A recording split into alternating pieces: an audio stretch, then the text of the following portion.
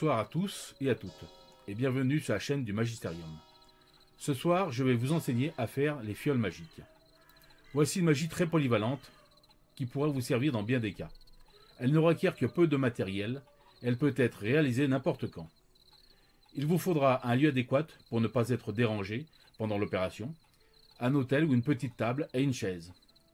Il vous faudra aussi une fiole, de la cire de couleur que vous pouvez obtenir avec des bougies teintées dans la masse, 2 bougies blanches ou de couleur adaptées à votre opération, 2 bougeoirs de préférence en verre incolore, des allumettes, un éteignoir à chandelle, une petite casserole ou un récipient dans lequel faire fondre votre cire, un chiffon pour ne pas vous brûler, un petit réchaud à alcool et de l'alcool à brûler ou un camping-gaz, un morceau de parchemin ou de papier de bonne dimension, un petit compas, un crayon papier, une gomme blanche, de l'encre et une plume, et un pendule émetteur.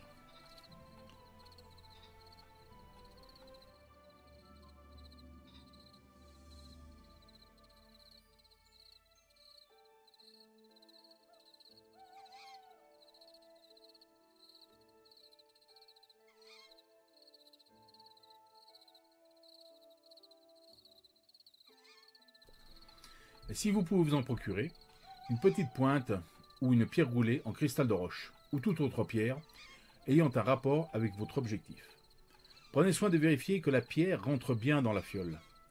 Vous pouvez ajouter à votre fiole un témoin biologique ou naturel, imprégné ou artificiel. Pour vous donner plus d'informations sur les pendules et les témoins, je vous conseille de visionner mes 2 premières vidéos consacrées aux pendules et à son usage. Il vous faudra aussi un encensoir, une pastille de charbon, une pince à charbon. Il est important d'en avoir une, pour éviter de vous brûler ou de lâcher le charbon incandescent sur le tapis. Et il vous faudra de l'olibanum ou de la myrrhe commençant.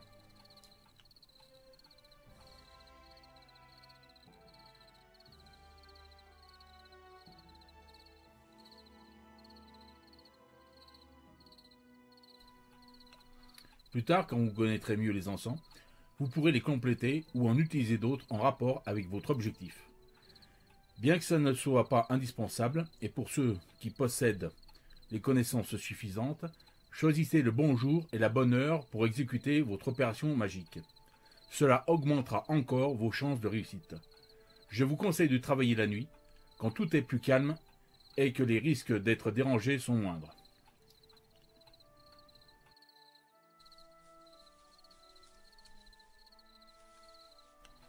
Procédez ainsi. 9 heures avant votre opération. Mettez votre pierre et votre pendule, si vous en utilisez un en minéral, dans le gros sel pendant 8h30. Ce qui vous laissera, après la sortie du sel, d'une demi-heure pour faire votre mise en place. Donc, 30 minutes avant l'opération, sortez votre pierre et éventuellement votre pendule du sel. Rincez-les à l'eau claire et séchez-les. Placez vos bougeoirs avec les bougies blanches à droite et à gauche de votre autel ou de votre table, un peu en retrait, pour qu'elles ne vous gênent pas, mais qu'elles puissent suffisamment vous éclairer. Placez votre encensoir à côté d'un des 2 bougeoirs. Le réchaud en retrait devant vous, le reste du matériel de part et d'autre de votre plan de travail. Commencez le rituel en allumant vos bougies blanches de gauche à droite. Saisissez la pastille de charbon avec la pince et mettez-la au-dessus de la flamme de la dernière bougie que vous avez allumée, mais pas trop près de la flamme pour éviter de faire éclater le charbon. Une fois qu'il est complètement incandescent, placez-le dans l'encensoir et mettez une pincée d'olibanum ou de myrrhe sur le charbon. Attention, ne versez pas la moitié du pot d'encens sur le charbon si vous ne voulez pas ressembler à un jambon fumé.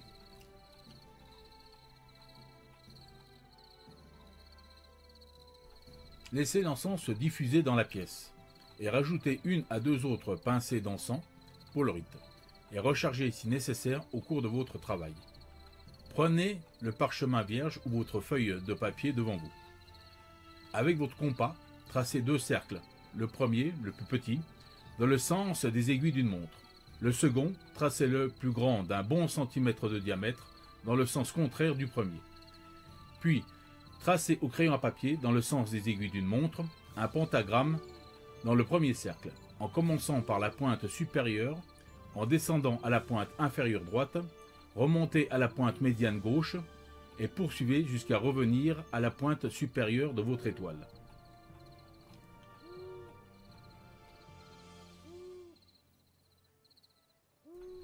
Prenez soin de ne pas dépasser le cercle. Tracez entre les deux cercles, au-dessus de la pointe supérieure, le sceau de Salomon.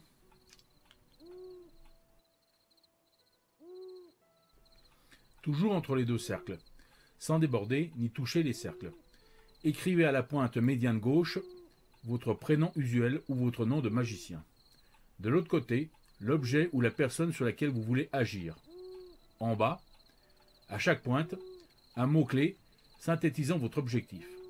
Tracez au centre, dans le pentagramme, le sigil planétaire qui correspond à votre objectif magique. Pour ceux d'entre vous qui seraient plus expérimentés, vous pouvez remplacer le pentagramme par le sceau ou le sigil de l'entité qui vous appuie ou qui correspond à votre rituel. Mais attention de bien connaître les fonctions et les particularités de l'entité dont vous allez reproduire le sceau.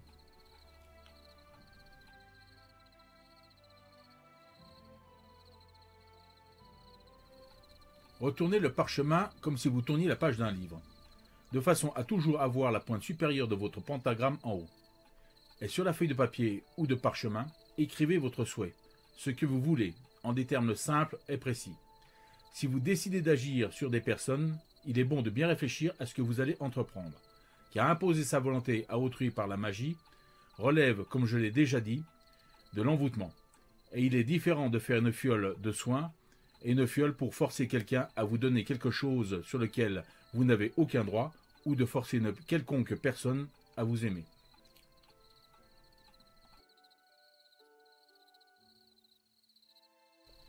Afin d'éviter les envoûtements, je vous suggère de soumettre votre demande ou votre souhait à l'entité suprême de votre religion ou à une entité supérieure connue pour être bénéfique, et en rapport avec votre acte de magie, en intégrant à votre demande le texte suivant. Donc, je soumets cette fiole et sollicite la bienveillance de, écrivez le nom de l'entité, afin qu'aucun mal ni aucun tort ne soit fait par cette fiole magique, à, écrivez le nom de la personne, ou à qui que ce soit.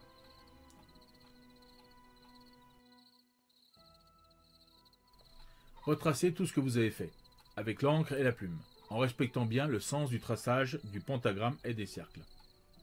Ensuite, allumez votre réchaud et faites fondre dans votre casserole suffisamment de cire de couleur pour remplir le fond de votre fiole d'environ 2 cm. Versez la cire chaude dans la fiole. Roulez légèrement votre parchemin ou votre feuille de papier de façon à qu'elle se plaque contre les parois de la fiole. Enfoncez le parchemin ou la feuille dans la cire jusqu'au fond. Ajoutez votre pierre dans la fiole et votre témoin si vous en avez un. Laissez refroidir jusqu'à ce que la cire ait suffisamment durci. Fermez votre fiole avec le bouchon prévu à cet effet. Allumez votre bougie de couleur à la flamme de la dernière bougie blanche que vous avez allumée, celle avec laquelle vous avez allumé votre charbon. Puis scellez le bouchon de votre fiole en faisant couler des gouttes de cire sur le pourtour de votre fiole et de son bouchon. Laissez finir de refroidir la cire quelques instants et chargez votre fiole avec votre pendule émetteur. Éteignez vos bougies blanches dans l'ordre inverse d'allumage, avec l'éteignoir. Ne soufflez jamais vos bougies. Laissez refroidir votre encensoir et aérez votre pièce. Posez votre fiole sur une étagère ou sur une armoire à l'abri des curieux. Il ne vous restera plus qu'à la recharger avec votre pendule toutes les 24 heures, jusqu'à ce que vous obteniez votre résultat. Si cela est nécessaire, ou quand votre but sera pleinement atteint, vous pouvez neutraliser votre fiole de la façon suivante. Il vous faudra vos bougies blanches, vos 2 bougeoirs, votre éteignoir à chandelle, des allumettes, une petite casserole, un réchaud et son combustible, votre encensoir, une pastille de charbon, la pince à charbon, de la myrrhe et éventuellement de la manne officinale. Un cendrier ou un récipient en métal dans lequel vous pourrez mettre les cendres, 1 ou 2 feuilles de sopalin et un chiffon. Faites votre mise en place comme précédemment. Descellez le bouchon de la fiole en la passant sous l'eau chaude du robinet si nécessaire. en prenant garde de ne pas laisser l'eau rentrer dans la fiole. Ensuite, allumez vos bougies blanches de gauche à droite, allumez le charbon comme précédemment, mettez-le dans l'encensoir avec une pincée de myrrhe. Laissez l'encens se diffuser dans la pièce, puis rajoutez 1 à 2 autres pincées de myrrhe. Allumez le réchaud et posez dessus la casserole avec un petit peu d'eau. Mettez la fiole debout dans la casserole pour qu'elle ne se renverse pas. Faites fondre la cire au bain-marie. Une fois qu'elle sera suffisamment liquide, prenez la fiole avec le chiffon pour ne pas vous brûler. Retirez le parchemin de la fiole et videz-en le contenu sur les feuilles de sopalin.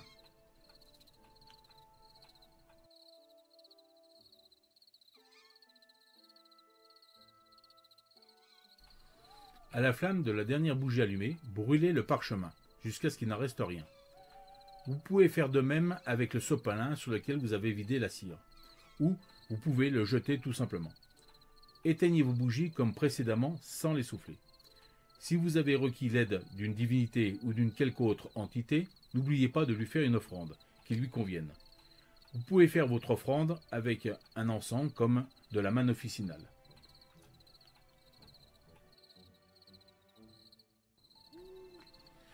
Ou vous pouvez utiliser un encens spécifique à l'entité à laquelle vous avez soumis votre magie. Avant d'éteindre vos bougies, mettez 2 ou 3 pincées de cet encens sur le charbon. Il ne vous restera plus qu'à fixer l'encensoir et vous concentrer mentalement sur votre remerciement pendant quelques instants. Ensuite, vous pourrez éteindre vos bougies dans l'ordre inverse d'allumage avec l'éteignoir. À partir de ce moment-là, votre rituel sera clôturé. Laissez refroidir votre encensoir et vos bougies et aérez votre pièce. Et quand tout sera froid, vous pourrez nettoyer votre pierre roulée ou votre pointe de cristal de roche à l'eau chaude et l'essuyer avec un chiffon ou du sopalin pour noter toute trace de cire restante. N'oubliez pas de mettre la pierre ou la pointe de cristal avec votre pendule, s'il est en matière minérale, dans le gros sel pendant 8h30 pour les vider et les remettre à zéro.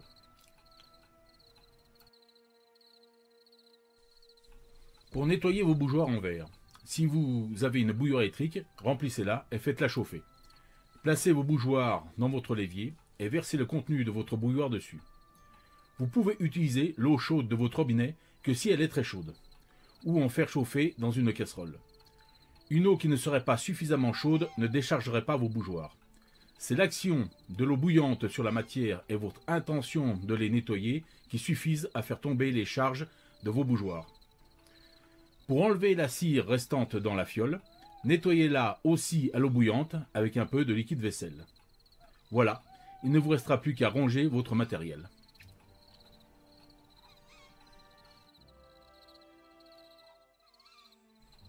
Quelques conseils utiles pour le matériel. Le choix des fioles. Vous pouvez utiliser des fioles à épices Ducros ou d'une autre marque, comme celle-là. Mais ne prenez pas des fioles avec des goulots étroits. Prenez des fioles en verre plutôt qu'en plastique qui sont isolantes. Pour le choix des charbons, il en existe de nombreuses marques. Certains s'allument mal ou éclatent, d'autres ne font que s'éteindre. Je vous conseille cette marque que j'utilise depuis des années.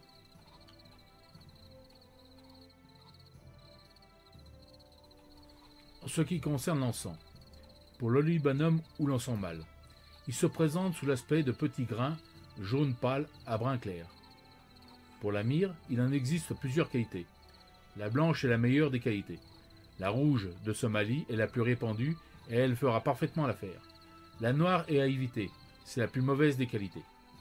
Pour la manne officinale, utilisez de préférence de la manne en larmes qui sera de meilleure qualité que celle en poudre.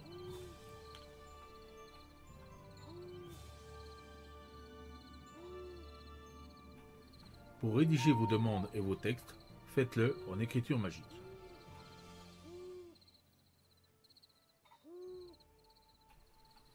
Je vous en parlerai prochainement dans ma rubrique littéraire.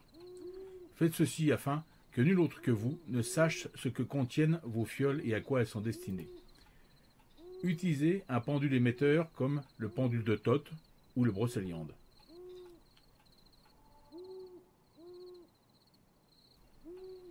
Si votre pendule est en pierre, mettez-le au sel avant de vous en servir. et après, une fois que votre but sera atteint. Et ne l'utilisez pas pour faire autre chose. Pour neutraliser vos fioles, mettez peu d'eau dans la casserole. Rajoutez-en si nécessaire. Si vous n'arrivez pas à faire suffisamment fondre la cire au bain-marie, vous pouvez le faire en tenant la fiole au-dessus de la flamme de l'une des bougies blanches, ou de votre réchaud en prenant garde de ne pas la faire éclater.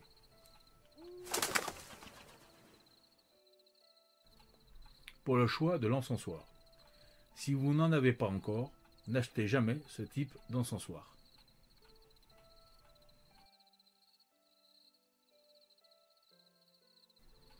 Ce genre d'encensoirs sont plus des gadgets et sont trop petits et ils ne permettent pas une bonne combustion, à moins et encore d'en retirer le couvercle. Préférez plutôt un grand encensoir dans lequel il ne faudra pas oublier, s'il est en métal, de mettre au fond 1 à 2 cm de sable ou de sel pour séparer le métal du charbon.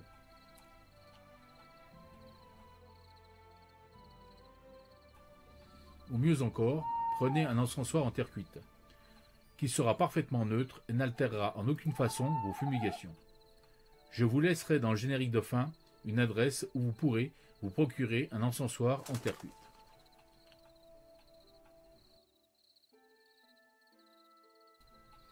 Quant au bougeoir en verre incolore, il devient difficile de se procurer un modèle qui convienne.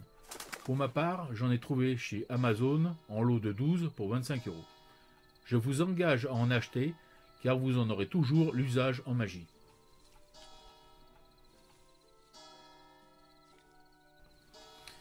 Voilà, une fiole que j'ai réalisée il y a quelque temps déjà. Voilà à quoi ça ressemble, une fois fini. Ce sera tout pour ce petit rituel de ce jour. Si cela vous a plu, n'hésitez pas à mettre un petit pouce et à vous abonner à la chaîne. À bientôt.